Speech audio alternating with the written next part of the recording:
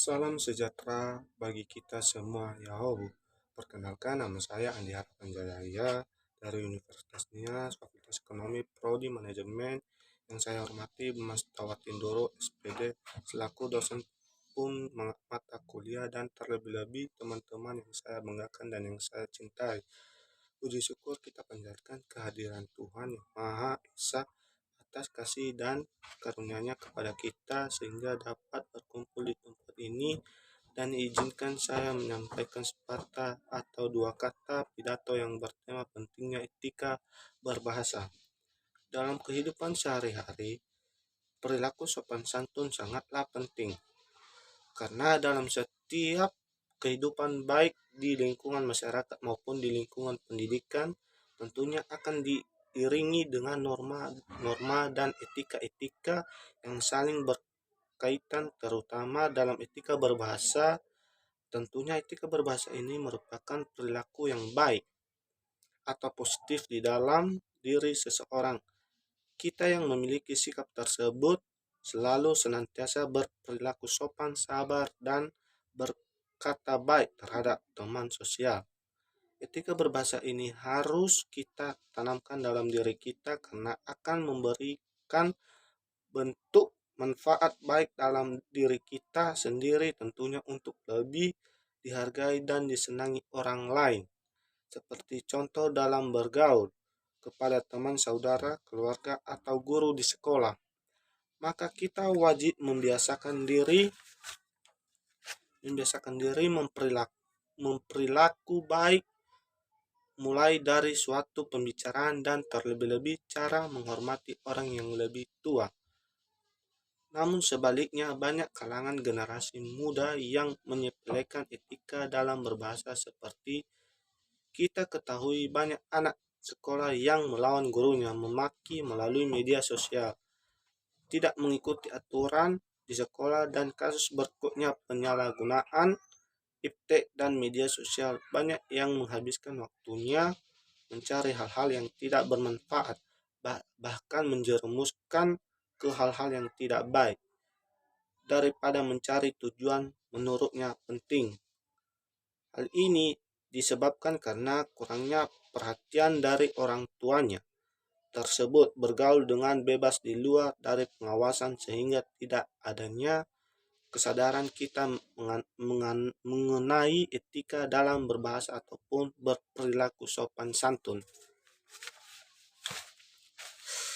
Saat ini kita memasuki era di mana segala sesuatu terhubung melalui teknologi, informasi, komunikasi dengan berbagai kecanggihan yang sangat bermanfaat bagi kita yang selalu mempergunakan untuk mengakses informasi, dan hal-hal itu perlu kita syukuri. Namun di sisi lain, tentang kemudahan-kemudahan itu mulai mengalihkan kehidupan kita dari dunia nyata ke dunia maya, sehingga menjadi acuh tak acuh kepada lingkungannya. Dampak negatif yang muncul tersebut tidak bisa kita timpahkan kesalahannya pada media sosial, sebab fungsi dari media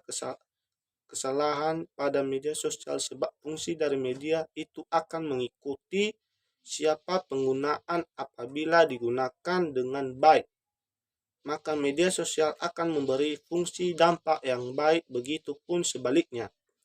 Hal yang perlu kita hindari yaitu tidak boleh melakukan hak speak atau usaha kebencian, provokasi, apalagi fitnah, dan alangkah baiknya ketika mendapatkan informasi yang kurang baik tidak langsung merespon atau menyebabkan hoax. Maka sebagai makhluk yang berakal, kita harus pastikan dulu kebenaran apakah itu benar atau tidak.